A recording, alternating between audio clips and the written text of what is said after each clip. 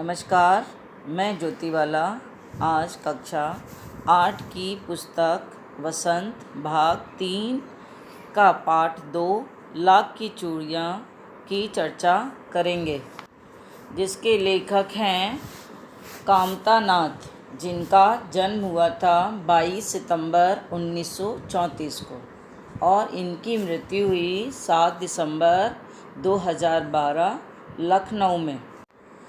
कामता नाथ जी की कहानी लाख की चूड़ियाँ शहरीकरण और औद्योगिक विकास से गांव के उद्योग खत्म होने की दुखद को चित्रित करती है। ये कहानी रिश्ते नाते के प्यार में रचे बसे गांव के सहज संबंधों में बिखराव और सांस्कृतिक नुकसान के आर्थिक कारणों को स्पष्ट करती है। लाख की चूड़ियाँ में एक बच्चा और एक मामा है जिसे वह बदलू मामा कहता है। वह बच्चा कभी कभी अपने गांव जाता है और बदलू मामा उसे लाख की गोलियां बनाकर दे देता है। धीरे धीरे समय बीतता जाता है और वह बच्चा बड़ा हो जाता है। फिर वह गांव जाना बहुत कम कर देता है। जब वह बड़ा हो जाता है तो काफ़ी समय के बाद अपने गांव जाता है। वहाँ पर वह देखता है कि बदलू मामा उससे औपचारिक बातें करता है और उसे ये मालूम होता है कि गांव में भी लाख की चूड़ियाँ पहनने वाले लोग अब बहुत कम हो गए हैं। अधिकतर लोगों ने कांच की चूड़ियाँ पहनना शुरू कर दिया है। इस परिस्थिति से बदलू बहुत ज़्यादा परेशान है।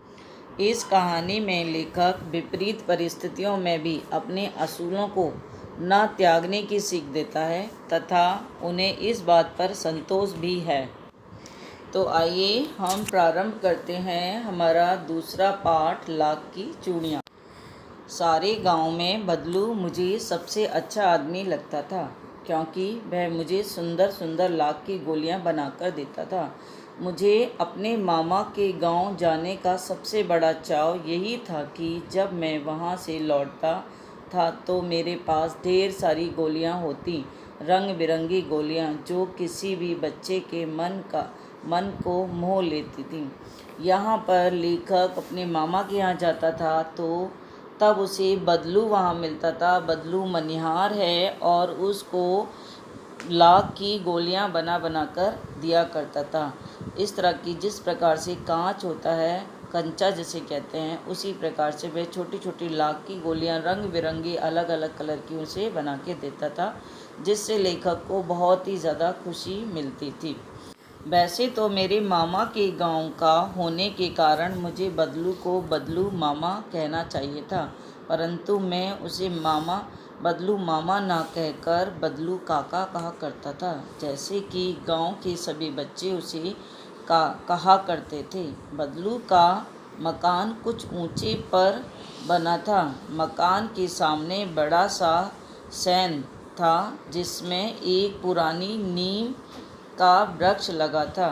उसी के नीचे बैठकर बदलू अपना काम किया करता था। बगल में भट्टी धधकती रहती जिसमें वह लाख पिघलाया करता। सामने एक लकड़ी की चौखट पड़ी रहती जिस पर वह लाख के मुलायम टुकड़े रहते और जिससे वह लाख की चूड़ियाँ बनाता। लेखक अपने मामा के यहाँ जाता था गांव, तो वहाँ पर सभी व्यक्ति उसके मामा ही लगे, परंतु वह बदलू को मामा ना कहकर उसको काका कहा करता था, क्योंकि गांव के सभी बच्चे बदलू को काका कहा करते थे। इसलिए लेखक भी बदलू को काका कहकर ही पुकारा करता था। बदलू मकान के सामने एक सैन था, बरामदा था जिसमें एक चौकी पड़ी हुई थी और एक नीम का वृक्ष था। उसके नीचे बैठकर बदलू लाख को पिघलाता था, मुलायम करता था और भट्टी जो होती थी, एक अंगीठी, वो धधकती रहती थी, जलती रहती थी, जिसमें लाख को पिघलाया जाता था। और चौखट जो कि गेट पे लगती है, दरवाजे पर जो चौखट लगती है, उस पर उनको टांग देता और उस पर लगाकर वह उससे चूड़ियाँ बनाने की बनाया करता था। पास में 4-6 विभिन्न आकार की बेलन नुमा मोगोरियाँ रखी रहती, जो आगे से कुछ पतली और पीछे से मोटी होती। लाख की चूड़ियों का आकार देखकर वह उन्हें मुगोरियों पर चढ़ाकर गोल और चिकना बनाता और तब एक एक कर पूरे हाथ की चूड़ियाँ बना चुकने के पश्चात वह उन पर रंग करता। बेलन नुमा मुगोरियों का अर्थ है मतलब है यहाँ पर लकड़ी का एक डंडा जिस पर वो लाख की पतली पतली चूड़ियाँ बनाकर उस पर घुमाता और जिससे कि अलग अलग उनको साइज़ देता। जब चूड़ियाँ बन जाती तब उनको अलग अलग कलर में अलग अलग कलर उन पे करता और उन पर शीशे वगैरह जो भी डिज़ाइन बनाना होता वह उस पर बनाता। बदलू ये कार्य सदा ही एक मचिए पर बैठकर किया करता। मचिए मतलब एक ऊंचा सा चबूतरे के समान था जो बहुत ही पुरानी थी। बगल में ही उसका एक हुक्का रखा रहता जिससे वह बीच बीच में पीता रहता। गांव में मेरा दोपहर का समय अधिकतर बदलू के पास ही बीतता। वह मुझे लल्ला कहा करता और मेरे पहुँचते ही मेरे लिए तुरंत एक मचिया मंगा देता। मैं घंटों बैठे बैठे उसे इस प्रकार चूड़ियाँ बनाते देखता रहता। लगभग रोज़ ही वह 4-6 जोड़े चूड़ियाँ बनाता। पूरा जोड़ा बना लेने पर वह उसे बेलन पर चढ़ाकर कुछ क्षण चुपचाप देखता रहता मानो वह बेलन ना होकर किसी नववधू की कलाइयाँ हों। बदलू लेखक को बहुत प्यार करता था, उसको प्यार से अपने पास बिठाता था और एक चौकी नुमा मचिया उसके लिए भी मंगा देता। लेखक बहुत घंटों तक उसके पास बैठा रहता था और उसको चूड़ियाँ बनाते देखता रहता और बीच बीच में बातें भी करता रहता। बदलू प्यार से उसे लल्ला कहा करता था। बदलू मनिहार था, चूड़ी बेचने वाला। मनिहार कहा जाता है चूड़ी बेचने वाला। चूड़ियाँ बनाना उसका पैतृक पेशा था मतलब पिता का पेशा जिससे पुराने समय से चला आ रहा था। दादा परदादा उसे कर रहे थे और वास्तव में वह बहुत ही सुंदर चूड़ियाँ बनाता था। उसकी बनाई हुई चूड़ियों की खपत भी बहुत थी। उस गांव में तो सभी स्त्रियां उसकी बनाई हुई चूड़ियाँ पहनती ही थीं। आसपास के गांव के लोग भी उससे चूड़ियाँ ले जाया करते थे परंतु वह कभी भी चूड़ियों से पैसे ना लेता था। उसकी अभी वह तक वस्तु विनिमय का तरीका था। वस्तु विनिमय का मतलब है कि वस्तु के बदले दूसरी वस्तु लेना। वह चूड़ियाँ देता था तो उनके बदले वह अनाज लिया करता था और लोग अनाज के बदले उससे चूड़ियाँ ले जाया करते थे। बदलू स्वभाव से बहुत ही सीधा था। मैंने कभी भी उसे किसी के साथ झगड़ते नहीं देखा था। हाँ, शादी विवाह के अवसरों पर वह अवश्य जिद पकड़ जाता था। जीवन भर चाहे कोई उसे मुफ्त मतलब फ्री में ही क्यों ना ले जाए परंतु वह विवाह के अवसर पर वह सारी कसर पूरी निकाल लेता था। कसर मतलब वह मानता नहीं था और फ्री में नहीं देता था। रेट बहुत ज़्यादा बढ़ा के उसे चूड़ियों के पैसे बहुत ज़्यादा मांगता था। आखिर सुहाग के जोड़े का महत्व ही कुछ और होता है। मुझे याद है मेरे मामा के यहाँ किसी लड़की के विवाह पर जरा सी किसी बात पर वह बिगड़ गया। नाराज़ होना और फिर उसको मनाने में लोहे लग गए थे। बहुत ज़्यादा परेशानी आई थी। लोहे लग गए थे मतलब बहुत परेशानी आई थी। विवाह में इसी जोड़े का मूल्य इतना बढ़ जाता था कि उसके लिए उसकी घरवाली को सारे वस्त्र मिलते, ढेरों अनाज मिलता, उसको अपने लिए पगड़ी मिलती और रुपए जो मिलते सो अलग। यहाँ पर लेखक ये बताना चाहता है कि बदलू चूड़ियों के बदले पैसे नहीं लिया करता था बल्कि अनाज के बदले ही दे दिया करता था। यहाँ पर एक शब्द वस्तु विनिमय आया है तो वस्तु विनिमय का मतलब होता है वस्तु के बदले वस्तु ही देना। तो अनाज के बदले वस्तु को वह दिया करता, अनाज के बदले वह चूड़ियाँ दे देता था और उससे पैसे नहीं लेता था। कई बार लोग पूरी साल उससे मुफ्त में फ्री में ही चूड़ियाँ पहना करते थे लेकिन विवाह के समय में वह चूड़ियाँ कभी भी सस्ती नहीं देता था और उस पर वह बहुत जिद भी करता था, झगड़ा भी करता था और वह मन चाहा पैसा उनसे वसूल किया करता था और वह उसमें ही पूरे साल की कसर भी निकाल लिया करता था। वैसे तो बदलू बहुत ही सीधा साधा व्यक्ति था और सभी के साथ बना के रखता था, सभी के साथ प्यार से बोल था। यदि संसार में बदलू को किसी बात से चिढ़ थी तो वह थी कांच की चूड़ियाँ। कांच की चूड़ियों को बदलू बिल्कुल भी पसंद नहीं किया करता था। उसे कांच की चूड़ियाँ अच्छी नहीं लगती थी। यदि किसी भी स्त्री के हाथ में उसे कांच की चूड़ियाँ दिख जाती तो वह अंदर ही अंदर कुढ़ जाता था। वह बहुत ज़्यादा दुखी हो जाता था और कभी कभी तो 2-4 बातें भी उनको सुना दिया करता था जिसके हाथ में कांच की चूड़ियाँ होती थीं। मुझसे तो वह घंटों बातें किया करता। कभी मेरी पढ़ाई के बारे में पूछता तो कभी मेरे घर के बारे में पूछता और कभी यूँ ही शहर के जीवन के बारे में पूछने लगता। मैं उससे कहता कि शहर में सब कांच की चूड़ियाँ पहनते हैं तो वह उत्तर देता था, शहर की बात और है लला, वहाँ तो सभी कुछ होता है। वहाँ तो औरतें अपने मर्द का, अपने पति का हाथ पकड़कर सड़कों पर घूमती थीं और फिर उनकी कलाइयाँ नाजुक भी होती हैं। नाजुक का मतलब बहुत ही मुलायम होती हैं। तो कांच की लाख की चूड़ियाँ पहनेंगी तो उनकी मौच नहीं आ जाएगी कलाई में। यहाँ पर लेखक से वह बातें करते हुए कहता था कि शहर में अलग बात है और ये गांव देहात है जिसकी बात अलग है, इसमें कांच की चूड़ियाँ नहीं चलेंगी। कांच की चूड़ियाँ बहुत जल्दी टूट जाती हैं और उनसे लगने का भी डर रहता है, इसलिए वह गांव में कांच की चूड़ियाँ सही नहीं हैं। कभी कभी बदलू मेरी अच्छी खासी खातिर भी किया करता था। जिन दिनों उनकी गाय दूध देती थी वह हमेशा मेरे लिए दूध की मलाई बचाकर रखता था और आम की फसल आने पर वह मेरे लिए आम भी लेकर आया करता था। मैं उसके यहाँ पर रोज़ ही 2-4 आम खाया करता था। यहाँ पर बदलू लेखक को बहुत प्यार करता है, उसको अपने पास से सभी चीज़ें दिया करता था, खाने के लिए भी वस्तु दिया करता था, आम भी देता था, दूध भी उसको पिलाता था। फिर परंतु इन सब बातों के अतिरिक्त जिस कारण से वह मुझे बहुत अच्छा लगता था कि वह रोज़ मेरे लिए 2-3 गोलियां बनाकर मुझे दिया करता था।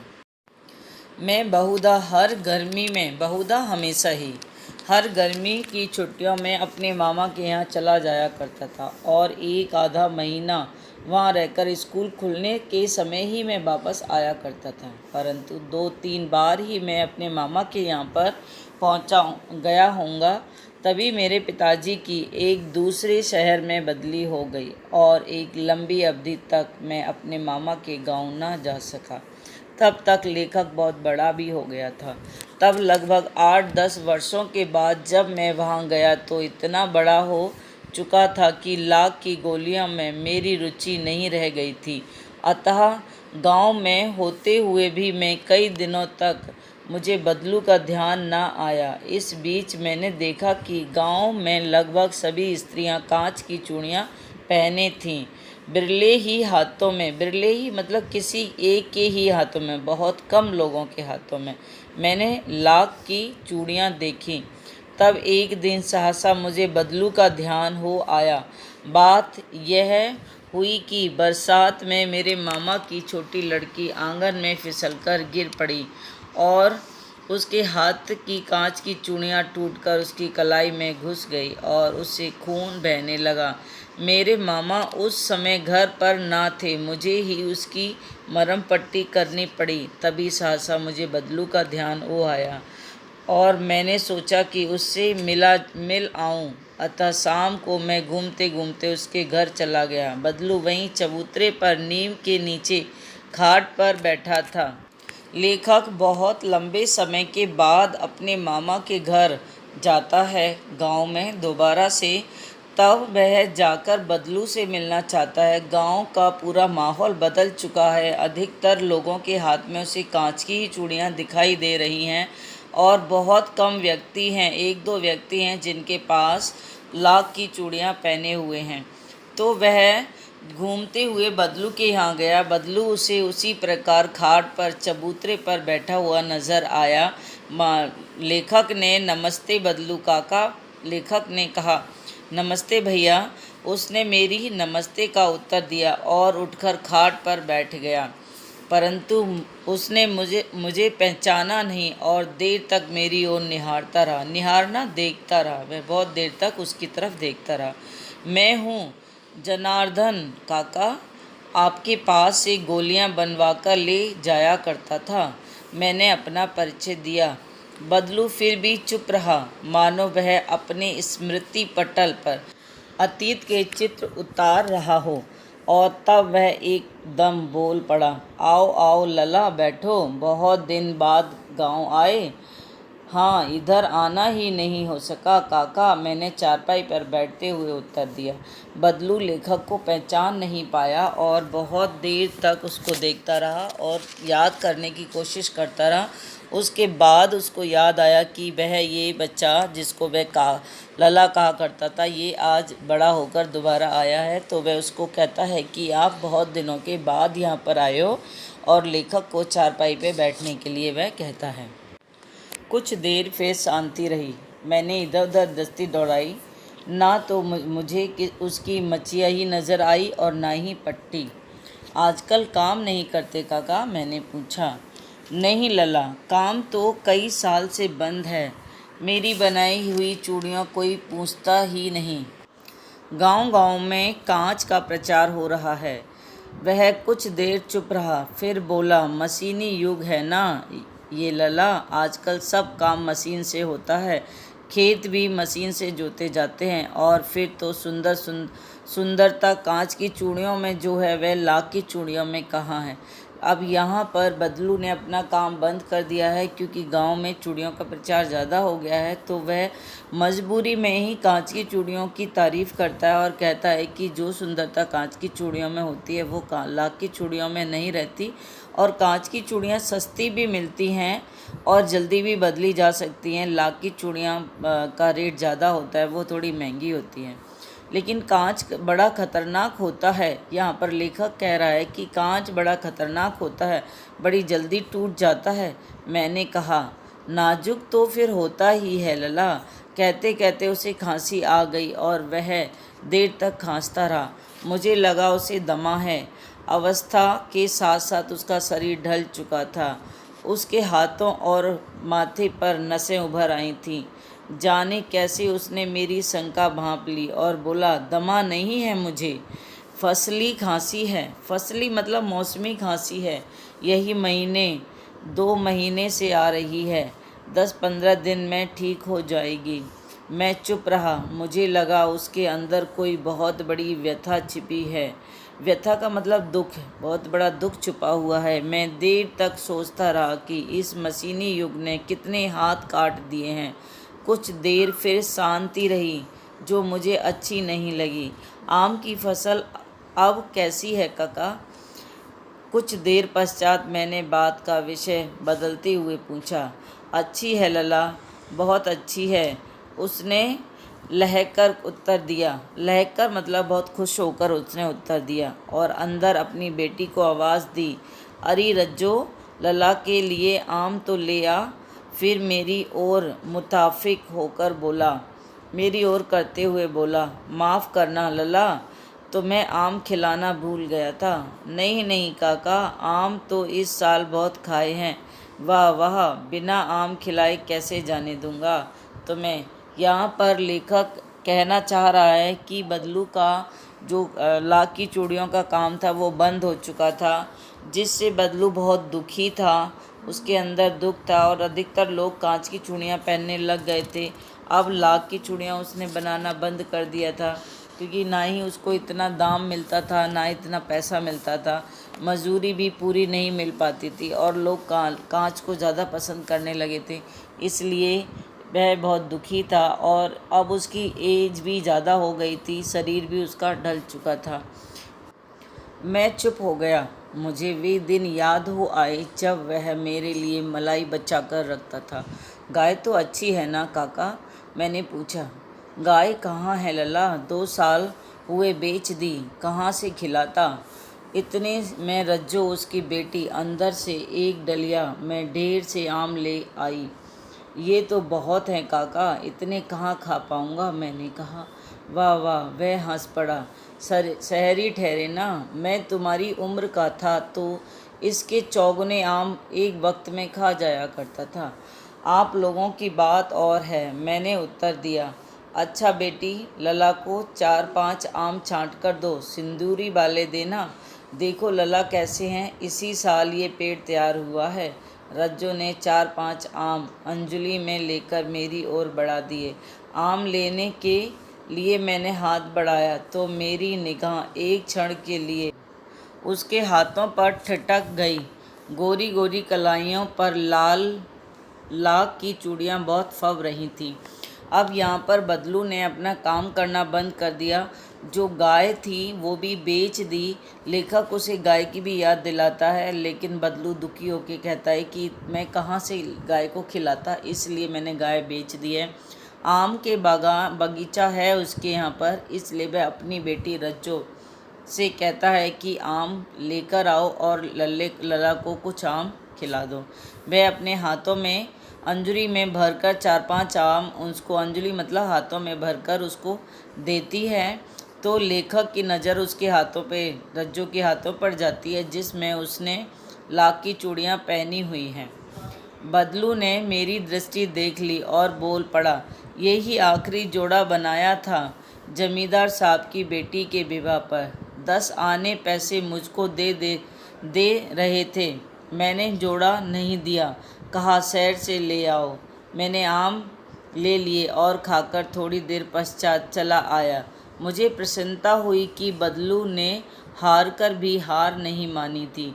उसका व्यक्तित्व कांच की चूड़ियों जैसा ना था कि आसानी से टूट जाए। यहाँ पर अब बदलू ने लेखक को बताया कि वह एक ही आखिरी जोड़ा था जो रज्जो ने पहन रखा है, जमींदार की बेटी के लिए बनाया था। जब जमींदार की बेटी की शादी थी तो बदलू वह जोड़ा जमींदार की बेटी को देना चाहता था, परंतु जमींदार ने उस जोड़े के सही पैसे नहीं दिए, इसलिए बदलू ने उसको जोड़ा देने से मना कर दिया। इस अध्याय में दिखाया गया है कि जो छोटे कारीगर हैं वो किसी न किसी कारण की वजह से उनका काम धीरे धीरे बंद हो जाता है, नई तकनीक आ जाती है, उसकी वजह से भी उनका काम बंद हो जाता है और वो परेशानी की मार झेलने लगते हैं। इस अध्याय पर आधारित ये शब्दार्थ हैं जो आप अपनी कॉपी में इसे नोट कर सकते हैं। और मुझे इसी के साथ ही ये हमारा अध्याय समाप्त होता है और मुझे आशा है कि आपको अच्छे से समझ आ गया होगा। और अगर कोई प्रॉब्लम होती है या परेशानी होती है तो आप मुझे कमेंट्स बॉक्स में लिख के भी भेज सकते हैं। धन्यवाद।